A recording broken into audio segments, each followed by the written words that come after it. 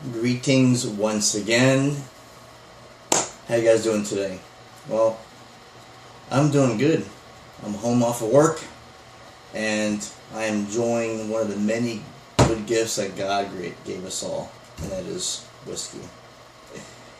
Alright, today I am reviewing a somewhat popular, you know what, it is popular because this stuff is everywhere, but it is good.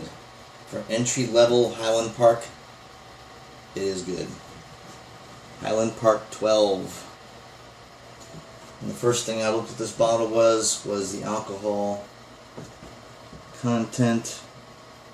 Is it 43%? I'm starting to have this ready for you guys. Yeah, 43%. Sorry about that.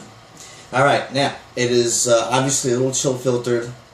Alright, not cask strength. But it's not a deal breaker, and to my knowledge, there is no coloring in this, no caramel added to it, which is a serious bonus. I think coloring a whiskey is a bunch of baloney. You know, light, dark, whatever it is. Obviously, the darker the Scotch, it could be, you know, in sherry cask, but this is, you know, anyways. But it has some color to it because it is also matured and aged in ex-Oloroso casks. So let's get on with this lovely bad boy here. Yes, sir. Alright. This one here is, I think, an also must buy. You know, I tell you, I don't give ratings for Scotch, you know. I wouldn't review it if I wouldn't recommend it, and I certainly wouldn't. I bought a couple of Scotches that I wish I hadn't bought, wasted some money. But you know, usually if I review something, then I recommend it. You know. All right, so with this, has a nice color to it. It's, you know, like I said, it's not there's no coloring, but it has a nice amber color because of the sherry casks influencing the color of this beautiful Scotch. On the nose, the first thing I get is sherry. Sherry right off the bat. And I get a lot of red fruits. I get a lot of red apples, strawberries, red grapes, grassy notes, vanilla. That's what I get with the nose on this thing. Yeah, very good. Now, if you don't have this Scotch, I recommend it. The palate.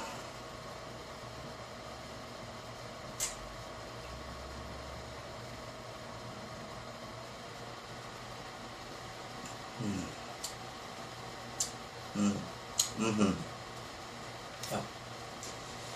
This is oozing flavors of just all sorts, oozing of flavors. I get a lot of caramel, vanilla, sherry, grass, salt, spices, and there's an Indian spice in this. I get a little cardamom rolled down there. I get some nuts, almond shavings. I get that. It's very fresh, bright, very fruity, a little sweet, honey, for sure. A lot of caramel in this. Very refreshing dram, just real refreshing. I like it a lot. And I get, now on the nose, I didn't get a whole lot of green apples, a little bit more of the red. On the palate, I think the green apples and the red apples, they're together. I get that too, definitely. Macadamia nuts, I get in that. A little salt. The finish is nice, smooth, clean as a whistle. And honestly, you know, after long days of work and you're thirsty, you could probably consume a lot of this Scotch because it is that smooth, that alluring, that delicious and welcoming. And I could definitely pour this sucker up to here and drink it. But you know, you gotta savor the Scotch. Can't swig it, sip it. Now the sherry in this It's well done because it's well balanced. You know, it's not all sherry. You know, everything's in here. I think everything comes almost at once.